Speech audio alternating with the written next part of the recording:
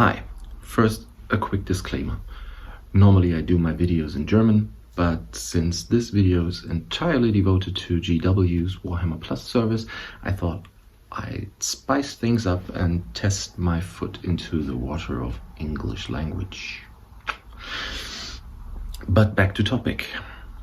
GW leaves money on the table with Warhammer Plus, and I'm not talking about the annual subscription fee. I think that's totally fine, and others have rated the program for itself and done reviews about it. I'm not going to rant about it. As you can see, I'm a total shill for GW, so I like the offering, I like the subscription, nothing wrong with that. And I think in a time of streaming service wars, something like that, you can't really go any further with the price for the things you're offering. But that's not the things, many things, but that's not the point. I think GW leaves money on the table when it comes to integration with their systems. They claim to be the most important and biggest and best miniature company. So where are my miniatures? I love Interrogator, and I can't get my head around it why there are no miniatures for the series. Not even from Forge World.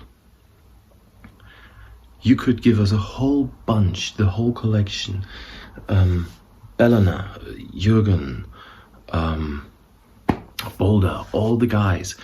And you could put them into a box, and then you could make a kill team out of it. Or you could make an inquisitorial kill team and provide these as miniatures. Or at least, if you don't want to make the miniatures, have some hobby articles where fans made them and converted them to the figures from the series. I don't know why GW is so reluctant doing miniatures based on the Warhammer Plus service. Angels of Death would be a great example. I want to get a miniature of Hamilcar the Great and his little Griffin Hound. Why not? If you do those in Finecast, yeah, you have to pay the sculptor and the design and things like that. But come on, you're GW. You can pay that, and you can crank out some miniatures. So that's the first thing. I don't really understand why they don't provide miniatures accompanying the service, which would be a great advertisement for the service for those who don't have the subscription yet but think, oh, this mini is cool. Perhaps the show is good as well. Corvus Belli did it with the comics they released. You got the comic and you got a free miniature, and then they got a whole pack with all the characters from the comic. And if Corvus Belli can do it, I think Games Workshop could do it 10 times. Not because they're better than Corvus Belli, but just because they are so much bigger. And the next thing is storytelling. And this is a big one. You see, no, that's a lie. I don't like the battle reports, and I don't watch them because they're boring. The presenters are good, the energy is good, they try to do their best, but there's no story. If I want to see a battle report which is effects-wise polished, and they have good music and thing, no worries there. It's a good thing. And I just realized the angle of the camera is very weird. I apologize for that. I'm just testing out things. So, but you could do everything. You could integrate every system into an ongoing narrative with the characters from your battle reports. So let's see. You have a big 2,500 point battle in Warhammer 40,000. 2 armies against each other. Then do a story battle report.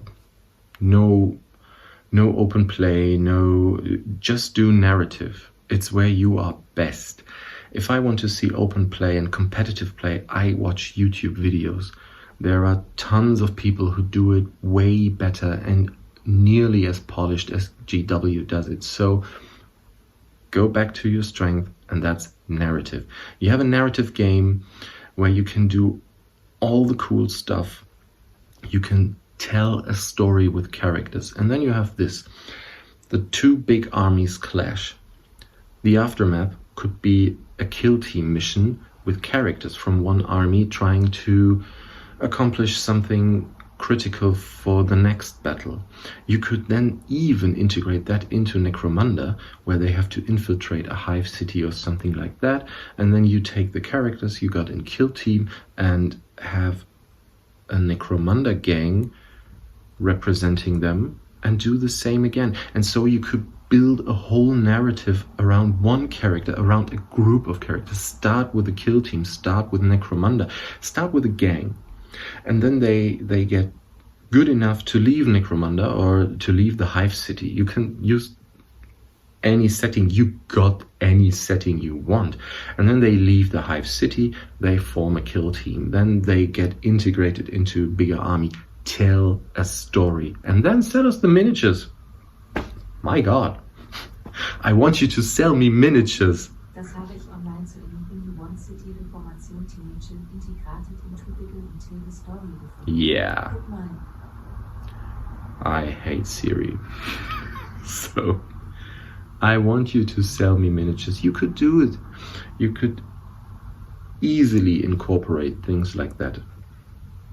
So that's my rant about Warhammer Plus. Just give me more storied content, give me more miniatures tying into the series you're doing, and yeah, as you see, easy money.